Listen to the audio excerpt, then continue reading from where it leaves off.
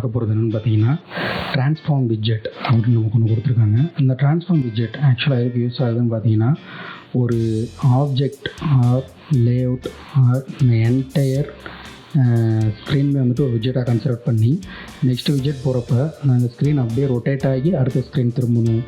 இந்த மாதிரி நம்ம பவர் பாயிண்ட் இந்த மாதிரி நிறைய இடத்துல பார்த்துருக்கக்கூடிய ஒரு அனிமேஷனை வந்துட்டு நான் ஒரு ஆப்ஜெக்ட்டுக்கோ இல்லை என்டையர் விட்ஜெட்டுக்கோ நெக்ஸ்ட் ஸ்க்ரீன் ரொட்டேஷனுக்கோ எதுக்குனாலும் என்னால் பயன்படுத்திக்க முடியும். இதிலே வந்துட்டு ரொட்டேட்டு, ஸ்கேல் இந்த மாதிரி நிறையா டைப்ஸ் இருக்குது. Transform dot scale, transform dot rotate இந்த மாதிரி நிறையா டைப்ஸ் இருக்குது. பேசிக்காக வெறும் ட்ரான்ஸ்ஃபார்ம் அப்படின்னு சொல்லி டைப்ஸ் இருக்குது. ஸோ அது என்னென்ன இருக்குது, எப்படி யூஸ் பண்ணலாம், இதில் வந்துட்டு நான் ஸ்டாட்டிக்காக சொல்லித்தரேன். ஏற்கனவே அனிமேஷன் நம்ம ஏற்கனவே தனியாக பார்த்துருக்கோம். அந்த அனிமேஷனை இதுக்குள்ளே நம்ம பில்ட் பண்ணுறது மூலமாக, அந்த டியூரேஷனை கண்ட்ரோல் பண்ணுறது மூலமாக, சரி இப்போ நான் ரொட்டேட்னு சொல்லிட்டு ஒரு ஆப்ஜெக்டை நான் இப்போ ஒரு கண்டெய்னரில் வந்துட்டு ஒரு ஸ்கொயர் மாதிரி க்ரியேட் பண்ணி அதை ரொட்டேட் பண்ணி காட்டுறேன் அப்படின்னா, அந்த அனிமேஷன் விட்ஜெட் பற்றி நம்ம ஏற்கனவே பேசியிருக்கோம். அந்த வீடியோ பார்த்தீங்கன்னா தெரியும். அதில் இந்த ட்ரான்ஸ்ஃபார்மை நீங்கள் அப்ளை பண்ணுறது மூலமாக ரொட்டேட் ஆகிட்டே இருக்கலாம். ஒரு பர்டிகுலர் டிகிரி வரைக்கும், பர்டிகுலர் டைம் வரைக்கும் ரொட்டேட் ஆகிட்டே இருக்கிற மாதிரி. எக்ஸாம்பிளுக்கு நான் ஒரு பேமெண்ட் பண்ணுறேன், இல்லை ஒரு வெதர் ரிப்போர்ட் ரெஃபரன்ஸ் பண்ணுறேன் அப்படின்னா அது ரொட்டேட் ஆகிட்டே இருக்கணும். இல்லை வேறு ஏதாவது நான் கொடுக்குறேன், பட் அந்த ஆப்ஜெக்ட் அந்த இடத்துல இருக்குது. அந்த ஆப்ஜெக்டை வந்துட்டு நான் சம் ஆஃப் அனிமேஷன் கொடுக்க விரும்புகிறேன், ட்ரான்ஸ்ஃபார்ம் பண்ண விரும்புகிறேன். அதை எப்படி என்னால் பண்ணிக்க முடியும் அப்படின்ற நேரத்தில் இந்த மாதிரி தான் நம்ம யூஸ் பண்ணிக்க முடியும். வாங்க பார்க்கலாம். ட்ரான்ஸ்ஃபார்ம் அப்படின்னு சொல்லி டிஃபால்ட்டாக ஒன்று இருக்குது. அதிலே பார்த்தீங்கன்னா உங்களுக்கே தெரியும், ட்ரான்ஸ்லேட், ஸ்கேல் அண்ட் ரொட்டேட் இந்த மாதிரி டைப்ஸ் இருக்குது. இதில் வந்துட்டு ஃபஸ்ட்டு வெறும் ட்ரான்ஸ்ஃபார்ம் அப்படின்றத நம்ம ஃபஸ்ட்டு பார்க்கலாம். இதில் என்னென்ன கொடுத்துருக்காங்க, transform and alignment and child and origin இந்த மாதிரி கொடுத்துருக்காங்க. ஓகே, ஃபஸ்ட்டு சைல்டாக நான் வந்துட்டு ஒரு கன்ஸ்ட்ரெயின்ட் க்ரியேட் பண்ணிக்கிறேன், கண்டெய்னர் க்ரியேட் பண்ணிக்கிறேன். அந்த கண்டெய்னருக்கு வந்துட்டு ஹைட்டு 100 அண்டு வித் ஒரு 100, கலர் ஒரு கலர் டாட் ப்ளூ இல்லைன்னா க்ரீன் இல்லை something blue better blue set பண்ணிக்கிறேன். ஓகேங்களா. நெக்ஸ்ட் என்னென்னா, சரி சேவ் பண்ணால் இப்போதைக்கு எதுவுமே இல்லாதனால, ட்ரான்ஸ்ஃபார்ம் இல்லாதனால எரர் வரும். ஓகே, நெக்ஸ்ட் என்னென்னு பார்த்தீங்கன்னா, நம்ம இப்போதைக்கு வந்துட்டு சைல்டு செட் பண்ணியிருக்கோம். நெக்ஸ்ட் நம்ம பண்ண வேண்டியது ஆர்ஜின் அப்படின்னு நம்மக்கிட்ட ஒன்று இருக்கும். இந்த ஆர்ஜின் என்னென்னு பார்த்தீங்கன்னா ஒரு offset value. So offset value நம்ம என்னென்ன கொடுக்கணும் அப்படின்றது இருக்குது.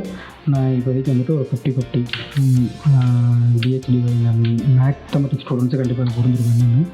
ஓகே, ஆஃப்செட் வேல்யூ நான் செட் பண்ணுறேன். இந்த ஏரியாவிலேருந்து நான் ஆஃப்செட் எவ்வளோ தள்ளி எக்ஸ் ஆக்சிஸ் ஒய் ஆக்சிஸில் எவ்வளோ இருக்கணும் அப்படின்றத நான் செட் பண்ணிக்கிறேன். அடுத்தது என்னென்னு பார்த்தீங்கன்னா ட்ரான்ஸ்ஃபார்ம். இது அதோட டிஃபால்ட் ப்ரைமரியோடது.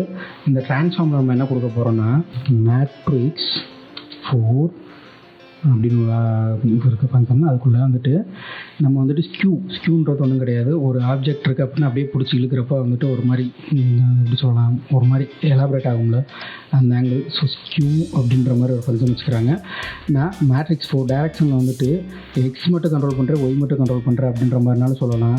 இல்லை நாலுமே சேர்த்து சொல்கிறதுனால சொல்லலாம். அதை வந்து ஆல்ஃபா பீட்டா வேலையாக கொடுக்க போகிறோம். நான் இப்போ வந்துட்டு ஒய் ஆக்சிஸ் சைட்லேருந்து எடுக்க போகிறேன்னா பீட்டா, இல்லை எக்ஸ்லேருந்து எடுக்கிறேன்னா ஆல்ஃபா. ஸோ நான் பீட்டாலேருந்து எடுக்கிறேன் அப்படின்னா 0.3 அப்படின்னா 0.4, 0.5 இந்த மாதிரி நம்ம வேல்யூ கொடுக்குறனால என்ன சேஞ்சஸ் நடக்குது அப்படின்றத நம்ம முன்னாடியே பார்க்கலாம்.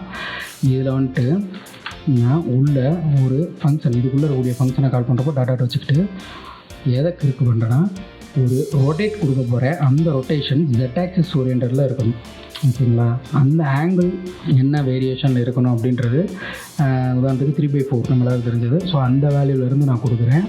ஸோ 3/4 ரொட்டேஷனில் 50-50 இந்த இதில் ஒய் ஆக்சிஸ் Q3ல் இருக்குது. நான் அதை 1ன்னு மாத்திரப்போ உங்களுக்கு எந்த ஆங்கிளில் திரும்புதுன்னு உங்களுக்கே புரியும். நான் இப்போ வந்து 6 அப்படின்னு கொடுக்குறேன்னா இன்னும் கொஞ்சம் இது ஃப்ளாட்டாக இந்த ஆங்கிளில் திரும்பும். இந்த ஜெட் ரொட்டேஷன்றது ஒன்றும் கிடையாது. இது ஒய் எக்ஸ் ஒய் இந்த இது எடுத்துக்கிறீங்க அப்படின்னா சென்டர்லேருந்து இந்த ஏரியா ஜெட்டு. ஸோ இந்த ஜெட்டை வந்துட்டு நான் வந்துட்டு ஒரு 9 மாத்திரேன்னு வச்சுக்கோங்களேன். இந்த ஜெட் இன்னும் கொஞ்சம் இதாகுதுங்களா, தெரியுதுங்களா. So X Y and Z ஆங்கிள்லேருந்து நான் அட்ஜஸ்ட் பண்ணுறப்ப இங்கே வர ரொட்டேஷனுக்கு ஒய் ஆக்சிஸ்லேருந்து நான் ஏதாவது ஒரு கண்ட்ரோல் பண்ணுறேன், அதாவது மேட்ரிக்ஸோட அந்த ஸ்கியூ பண்ணுறதை குறைக்கிறேன் அப்படின்னா இங்கே நான் குறைப்பேன்.